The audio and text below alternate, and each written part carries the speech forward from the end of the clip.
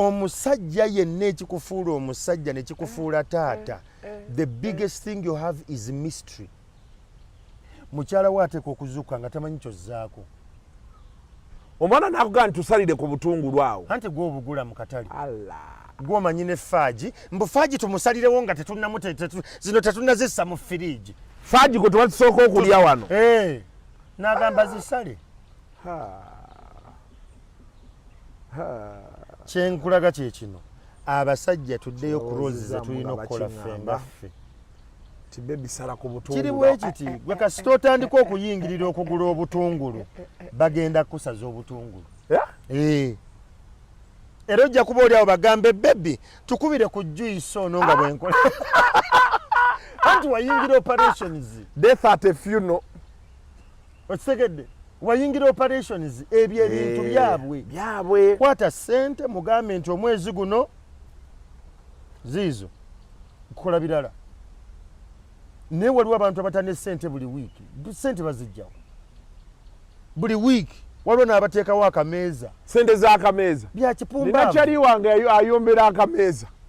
Omukazi mungu omutwalo gumu. Muga boss. Omutwalo. Akameeza ne kafuuka akameeza. Actually sina kameeza wange. Yenkola nkadde. Akameeza kabeerangawo mu biro. Bakitaffe bagendanga okulwana nga tebali shwa lwe banadda. N'alekawo ssente zino ku kameeza nti bwe mba siriiwo, this is the emergency fund to run the home. Ontegera bulungi?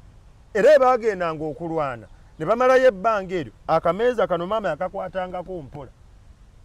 Era ng'akugamba genda mu kisenge kyaffe ku kameeza awo ojjako siringi 5 si 10 mmeka 5 because abalirira ddi oli lwanadda because she was a housewife.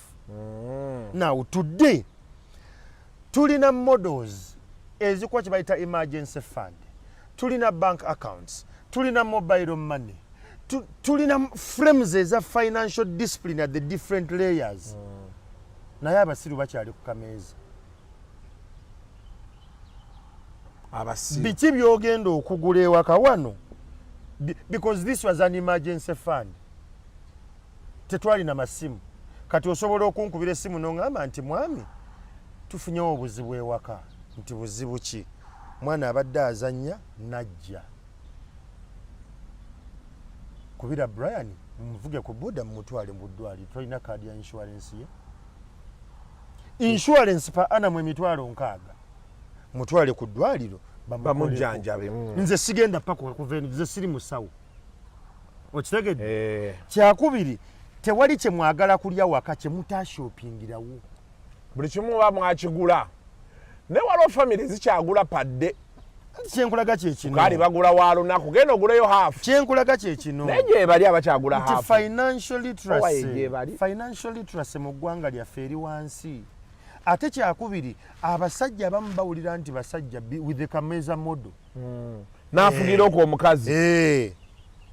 Waganye jjo. Genda kakasa ku makya. Kati mu kifo ky'okuteekawo emitwalo 2 n'ateekawo 3-5 n'afuluma. Nakugamba nti ekuwa akameeza ate munnaye wagigaanidde.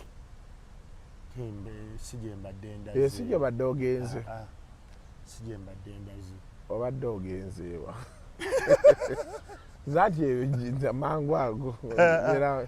The idea is abasajja, are we using our power to abuse the other gender? Oba we know our power? Because waliwo abasajja batamanyi buyinza bwabwe nga basajja nenga waali alina emyaka 4 nenga tamanyi buyinza bwe ng'omusajja bukolawo era bukomawa.